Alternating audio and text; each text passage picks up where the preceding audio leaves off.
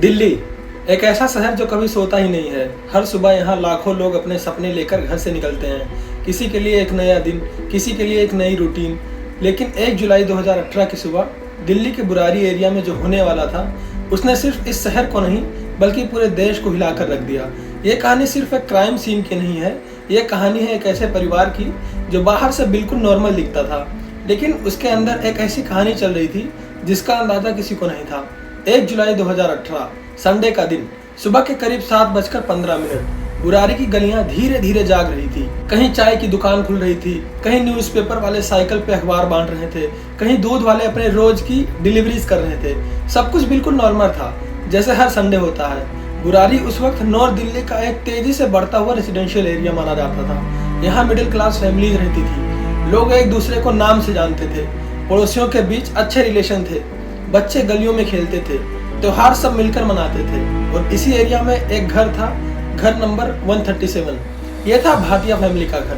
Bhatia family Burari के पुराने और इज्जतदार परिवारों में से एक मानी जाती थी। फैमिली का प्लाईवुड और ग्रोसरी से जुड़ा बिजनेस था। एरिया के लोग उन्हें मेहनती और सीधे साधे लोग कहते थे। किसी ने कभी उनके घर से झगड़े की आवाज नहीं सुनी, किसी ने कभी पुलिस को उस घर तक आते नहीं देखा। पड़ोसियों के लिए ये एक बिल्कुल नॉर्मल फैमिली थी। लेकिन उस सुबह सब कुछ बदलने वाला था। रोज की तरह एक दूध वाला भाटिया फैमिली के घर पहुंचा। उसने देखा घर में मेन गेट खुला हुआ है। पहले उसने सोचा शायद घर वाले जाग गए होंगे। उसने आवाज लगाई, हेलो दूध, लेकिन कोई जवाब नहीं आया। दूसरी बार आवाज लगाई, फिर भी खामोशी। अब उसे थोड़ा अजीब लगा। वो धीरे धीरे अंदर गया और बस एक ही पल में उसकी जिंदगी का सबसे डरावना मंजर उसके आंखों के सामने था। उसके पैर वहीं रुक गए, सांस तेज हो गई और आंखों के सामने जो था उस पर यकीन करना मुश्किल था। कोर्ट यार्ड के अंदर 1 नहीं, 2 नहीं, 3 नहीं, पूरे 10 लोग एक अजीब तरह से लटके हुए थे। सबकी आंखों पर पट्टी बंधी हुई थी, हाथ बंधे हुए थे और पास ही कुछ स्टूल्स और सामान पड़ा हुआ था। ये किसी फिल्म का सीन नहीं था, ये हकीकत थी। एक ऐसी हकीकत जिसने उस दूध वाले को चीखने पर मजबूर कर दिया। उसकी चीख सुनकर पड़ोसी घरों से बाहर निकले। लोग भागते हुए भाटिया फैमिली के घर की तरफ आए, लेकिन अंदर का मंजर देखते ही कई लोग डर के मारे पीछे हट गए। किसी ने तुरंत पुलिस कंट्रोल रूम को कॉल किया। कुछ ही मिनट बाद दिल्ली की पुलिस पीसीआर वैन वहां पहुंच चुकी थी। पुलिस ने पूरे एरिया को कॉर्डन ऑफ कर दिया। किसी को अंदर जाने की इजाजत नहीं थी। एक्सपीरियंस्ड पुलिस ऑफिसर्स भी कुछ पल के लिए खामोश हो गए। क्राइम सीन बिल्कुल अलग था, हर चीज अपनी जगह पर थी। घर में तोड़ फोड़ नहीं थी, किसी तरह की अफरा तफरी के निशान नहीं थे। पुलिस जब घर के अंदर और आगे बढ़ी तब उन्हें एक और बॉडी मिली। घर की सबसे बुजुर्ग मेंबर नारायणी देवी, एक अलग कमरे में उनकी लाश मिली। अब टोटल गिनती थी 11। एक ही परिवार के 11 लोग। ये सिर्फ दिल्ली का नहीं, भारत के क्राइम इन्वेस्टिगेशन हिस्ट्री का सबसे शॉकिंग केसेस में से एक बन चुका था। कुछ ही देर बाद फोरेंसिक टीम्स भी वहां पहुंच गई थी। Crime branch, special cell, senior police officers सब इस केस को देखने के लिए बुरारी पहुंच रहे थे। मीडिया को भी खबर मिल चुकी थी। कुछ ही घंटों में हर नेशनल न्यूज चैनल की ओवी बेंच बुरारी की उस गली के बाहर खड़ी थी। ब्रेकिंग न्यूज की एक ही हेडलाइन चल रही थी, दिल्ली के बुरारी में एक ही घर से 11 लाशें बरामद। पूरा देश टीवी स्क्रीन के सामने बैठा हुआ था। लोग एक ही सवाल पूछ रहे थे, आखिर क्या हुआ था? क्या किसी ने पूरे परिवार का मर्डर कर दिया, या ये किसी कल्ट का मामला था? क्या ये कोई प्लान्ड कंस्पिरेसी थी, या फिर इसके पीछे कोई और कहानी छुपी थी? पुलिस के आसपास उस वक्त सवालों की लिस्ट बहुत लंबी थी, लेकिन जवाब एक भी नहीं। इन्वेस्टिगेशन शुरू हो चुकी थी। हर कमरा फोटोग्राफ किया जा रहा था, हर ऑब्जेक्ट को केयरफुली डॉक्यूमेंट किया जा रहा था, फिंगरप्रिंट्स कलेक्ट किए जा रहे थे, फोरेंसिक एक्सपर्ट हर छोटी से छोटी डिटेल्स नोट कर रहे थे। उस वक्त किसी को अंदाजा नहीं था कि घर के अंदर एक ऐसी चीज छुपी है जो इस पूरी इन्वेस्टिगेशन की डायरेक्शन ही बदल देगी। बुरारी का ये घर अब सिर्फ एक एड्रेस नहीं था, ये इंडिया का सबसे मिस्टीरियस इन्वेस्टिगेशन केसेस का सेंटर बन चुका था। क्राइम सीन को सिक्योर करने के बाद दिल्ली पुलिस ने अपनी इन्वेस्टिगेशन तुरंत शुरू कर दी।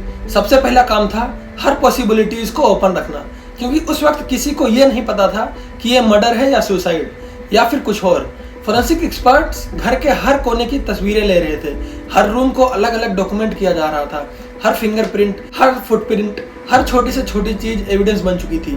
पुलिस ने सबसे पहले मेन एंट्रेंस को एग्जामिन किया, लेकिन एक बात ने सबको हैरान कर दिया। दरवाजा तोड़ा नहीं गया था, न ताले टूटने के निशान थे, न ही किसी के जबरदस्ती घुसने का एविडेंस मिला। अगर कोई आउटसाइडर घर में आया होता तो उसका कुछ न कुछ निशान जरूर मिलता, लेकिन शुरुआती इन्वेस्टिगेशन में ऐसा कुछ सामने ही नहीं आया। पुलिस ने पूरे घर को सर्च किया। अलमीरा खुली थी, लेकिन उनमें रखी ज्वेलरी अपनी जगह मौजूद थी। कैश भी वैसा ही पड़ा था, कीमती सामान भी सेफ था। इसका मतलब लूट का मोटिव लगभग खत्म हो चुका था। अब ऑफिसर्स ने बॉडीज के आसपास की चीजों को ध्यान से देखना शुरू किया। हर पोजीशन को फोटोग्राफ किया गया, हर ऑब्जर्वेशन को लिखा गया। फोरेंसिक एक्सपर्ट्स ने क्राइम सीन को डिस्टर्ब किए बिना एविडेंस कलेक्ट करना शुरू कर दिया। पुलिस का अगला कदम था सीसीटीवी फुटेज। बुराड़ी के आसपास लगे कैमरास की रिकॉर्डिंग कलेक्ट की गई। रात भर की फुटेजेस को बार बार देखा गया। हर गाड़ी, हर आदमी, हर मूवमेंट को एनालाइज किया गया, लेकिन इन्वेस्टिगेटर्स को कोई ऐसा फुटेज नहीं मिला जो किसी अननोन इंसान के घर में घुसने या बाहर निकलने की तरफ इशारा करता हो। ये बात इन्वेस्टिगेटर्स के लिए और भी कंफ्यूजिंग थी। एक तरफ 11 लोग की मौत और दूसरी तरफ आउटसाइडर का कोई एविडेंस ही नहीं। पुलिस ने पड़ोसियों से पूछताछ शुरू की। हर घर का दरवाजा खटखटाया गया। सबसे एक ही सवाल पूछा गया, क्या कल रात कुछ अजीब सुना था? क्या किसी अनजान इंसान को देखा था? लेकिन लगभग सबका जवाब एक जैसा ही था, नहीं। किसी ने चीख नहीं सुनी, किसी ने झगड़ा नहीं सुना, किसी ने कोई अनयूजुअल एक्टिविटी नोटिस ही नहीं की। एक पड़ोसी ने बताया कि रात तक सब कुछ बिल्कुल नॉर्मल लग रहा था। किसी और ने कहा फैमिली बिल्कुल हमेशा की तरह नजर आ रही थी। ये स्टेटमेंट इन्वेस्टिगेटर्स को और भी उलझा रही थी। पुलिस ने फैमिली के बिजनेस रिकॉर्ड्स भी देखने शुरू कर दिए। फाइनेंशियल ट्रांजैक्शंस चेक की गई, बैंक अकाउंट को एनालाइज किया गया। शुरुआती रिपोर्ट में ऐसा कोई बड़ा फाइनेंशियल प्रेशर सामने आया नहीं जो स्ट्रेटेजी को सीधा एक्सप्लेन कर सके। बिजनेस चल रहा था, फैमिली के मेंबर्स अपना रूटीन फॉलो कर रहे थे। एक फैमिली मेंबर की शादी की तैयारियों की बात सामने आई, इसलिए इन्वेस्टिगेटर्स के लिए यह मानना मुश्किल था कि पूरी फैमिली अचानक बिना किसी वार्निंग के ऐसा फैसला ले लेगी। जैसे जैसे इन्वेस्टिगेशन आगे बढ़ रही थी, वैसे वैसे सवाल बढ़ते जा रहे थे। क्राइम सीन देखकर कई एक्सपीरियंस्ड ऑफिसर ने कहा कि उन्होंने अपने करियर में बहुत केसेस देखे हैं, लेकिन ऐसा सीन पहली बार देख रहे थे। हर एविडेंस एक नई डायरेक्शन दिखा रही थी, लेकिन फाइनल आंसर किसी के पास नहीं था। इसी बीच पुलिस घर के डॉक्यूमेंट्स और पर्सनल बिलोंगिंग्स की डिटेल्ड चेकिंग कर रही थी। एक कबर्ड खोला गया, उसमें कुछ फाइल्स रखी हुई थी। उन फाइल्स के बीच कुछ नोटबुक्स भी रखी थी। पहले तो इन्वेस्टिगेटर्स को लगा कि शायद ये घर के नॉर्मल रिकॉर्ड्स होंगे, लेकिन जैसे ही उन्होंने पहले नोटबुक्स खोला, सबकी नजरें उस पर टिक गई। ये ऑर्डिनरी डायरी नहीं थी, उसमें रोजमर्रा के खर्च या शॉपिंग लिस्ट नहीं थी। पेजेस पर सिस्टमेटिकली लिखे हुए नोट्स थे। इन्वेस्टिगेशन टीम ने एक डायरी के बाद दूसरी डायरी उठानी शुरू की, फिर तीसरी, फिर चौथी। रिपोर्ट्स के मुताबिक ऐसी कई नोटबुक्स मिली जिनमें सालों की एंट्रीज मौजूद थी। हर नोटबुक को एविडेंस के रूप में सीज किया गया, उन्हें केयरफुली पैक किया गया और इन्वेस्टिगेशन टीम ने उनकी अलग से एग्जामिन शुरू की। जैसे जैसे ऑफिसर्स उन पेज को पढ़ते गए, उन्हें एहसास होने लगा कि शायद इस केस की चाबी इन्हीं डायरीज के अंदर छुपी हुई है। अब इन्वेस्टिगेशन सिर्फ क्राइम सीन तक सीमित नहीं रही। अब पुलिस को उस परिवार की सोच, उनके रूटीन और उनके बिलीव्स को भी समझना था, क्योंकि कभी कभी सबसे बड़े राज खून के निशानों में नहीं, लेकिन लिखे हुए लफ्जों में छुपे होते हैं। पुलिस के लिए अब सबसे बड़ी प्रायोरिटी थी इन डायरीज को समझना। हर नोटबुक को अलग अलग फोरेंसिक एक्सपर्ट्स के पास भेजा गया। पेजेस की एज, इंक, हैंड राइटिंग, सब कुछ एग्जामिन किया जा रहा था। इन्वेस्टिगेटर्स को जल्द ही समझ आ गया, ये कोई एक दिन या एक हफ्ते में लिखी हुई डायरीज नहीं थी। रिपोर्ट्स के मुताबिक इनमें कई सालों की एंट्रीज मौजूद थी। यानी जो कुछ भी हुआ वो किसी एक रात का फैसला नहीं लग रहा था, बल्कि एक लंबी प्रोसेस का हिस्सा नजर आ रहा था। हर डायरी में तारीख लिखी हुई थी, हर एंट्री एक डिसिप्लिन के साथ लिखी गई थी। कुछ पेजेस में रोजमर्रा की बातें भी थी, लेकिन धीरे धीरे लिखी हुई बातें और ज्यादा स्ट्रक्चर्ड होती गई। इन्वेस्टिगेटर्स ने देखा कि फैमिली के डेली रूटीन से जुड़ी कई बातें इन डायरीज में मेंशन थी। पुलिस ने हैंड राइटिंग एक्सपर्ट्स की भी मदद ली। रिपोर्ट्स के मुताबिक डायरी का बड़ा हिस्सा ललित भाटिया की हैंड राइटिंग से जुड़ा हुआ माना गया। यहीं से इन्वेस्टिगेशन का फोकस धीरे धीरे एक ही नाम पर आने लगा, ललित भाटिया। ललित भाटिया फैमिली के एक इम्पोर्टेंट मेंबर्स में से एक थे। फैमिली बिजनेस भी देखते थे। पड़ोसियों के हिसाब से वो एक शांत स्वभाव के इंसान थे, लोगों से नॉर्मल तरीके से मिलते थे। कभी किसी बड़े झगड़े या विवाद की बात सामने नहीं आई, इसलिए इन्वेस्टिगेटर्स के लिए भी ये समझना आसान नहीं था कि उनका नाम बार बार इन्वेस्टिगेशन में क्यों सामने आ रहा है। पुलिस ने फैमिली के रिलेटिव से भी बात करनी शुरू की। दोस्तों से भी पूछताछ हुई। बिजनेस से जुड़े लोगों के स्टेटमेंट्स लिए गए। हर किसी से एक ही सवाल पूछा गया, क्या ललित के बिहेवियर में कभी कोई बदलाव देखा गया? कुछ लोगों ने बताया कि कई साल पहले उनके पिता के डेथ के बाद ललित में धीरे धीरे कुछ बदलाव नजर आए। रिपोर्ट्स के मुताबिक कुछ फैमिली मेंबर्स का कहना था कि ललित कभी कभी दावा करते थे कि उन्हें अपने पिता की आवाज सुनाई देती है। उनका मानना था कि उनके पिता उनको रास्ता दिखा रहे हैं। पुलिस ने इन बातों को भी इन्वेस्टिगेशन का हिस्सा बनाया, लेकिन इन्वेस्टिगेटर्स ने किसी भी कंक्लूजन पर पहुंचने से पहले हर क्लेम्स को अवेलेबल एविडेंस के साथ कंपेयर किया। डायरीज के कई पेजेस में डिसिप्लिन, रूटीन्स और इंस्ट्रक्शन का जिक्र बार बार मिलता था। इन्वेस्टिगेटर्स को लगा कि शायद ये एंट्री सिर्फ पर्सनल नोट नहीं बल्कि फैमिली के रूटीन का हिस्सा बन चुकी थी। पुलिस ने एक और बात नोटिस की। पड़ोसियों के मुताबिक भाटिया फैमिली का बिजनेस नॉर्मल चल रहा था।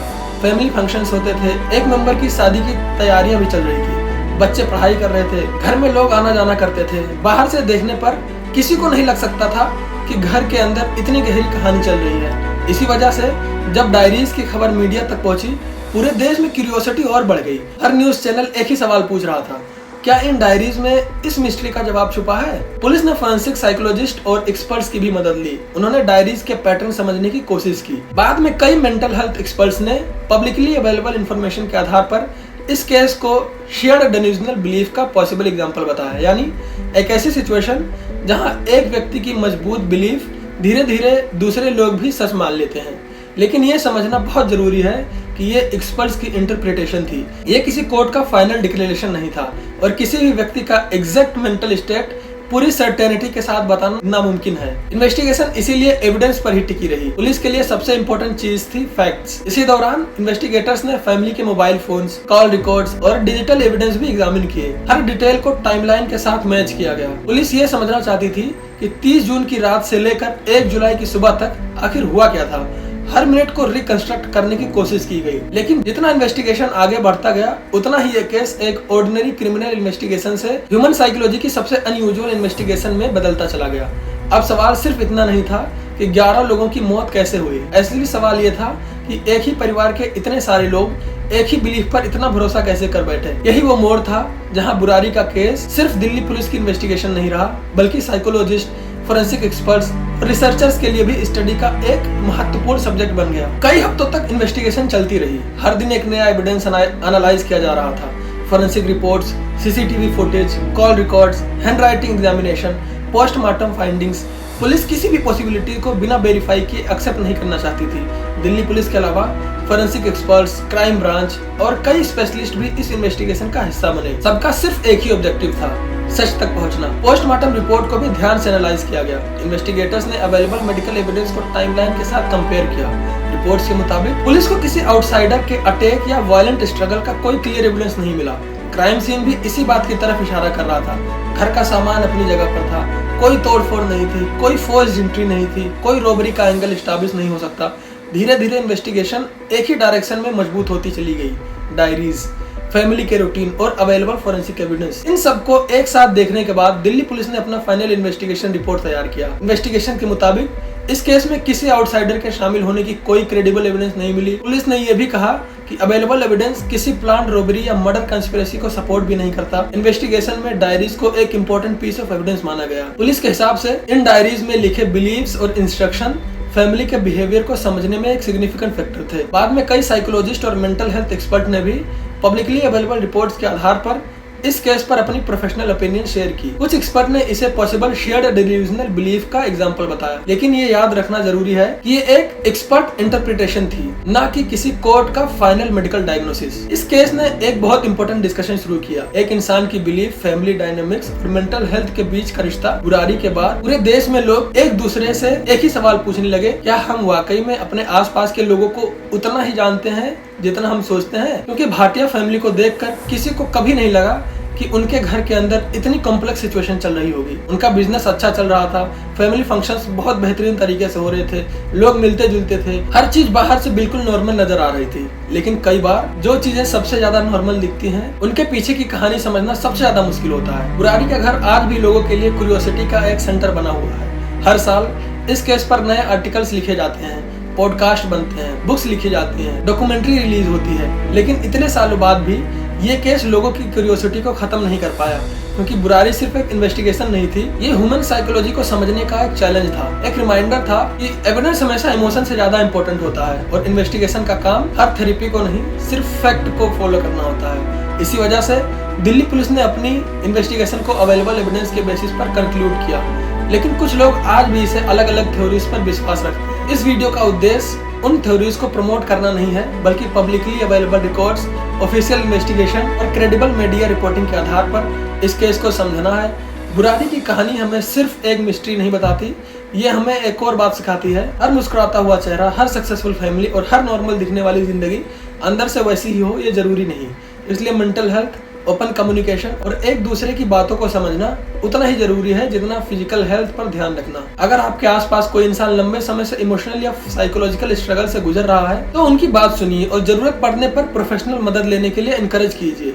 इसी के साथ ये थी बुरारी केस की कहानी, एक घर 11 जिंदगियां और एक ऐसा केस जिसने इंडिया के क्रिमिनल इन्वेस्टिगेशन हिस्ट्री में अपनी एक अलग जगह बना ली। अगर आपको ये वीडियो इन्फॉर्मेटिव लगी हो तो वीडियो को लाइक करें, सब्सक्राइब करें चैनल को, और ऐसी ही रियल लाइफ इन्वेस्टिगेशंस, हिस्ट्री और अनटोल्ड स्टोरीज के लिए तो सब्सक्राइब करना मत भूलिए। मेरा नाम आतिफ है, मिलते हैं अगली वीडियो में।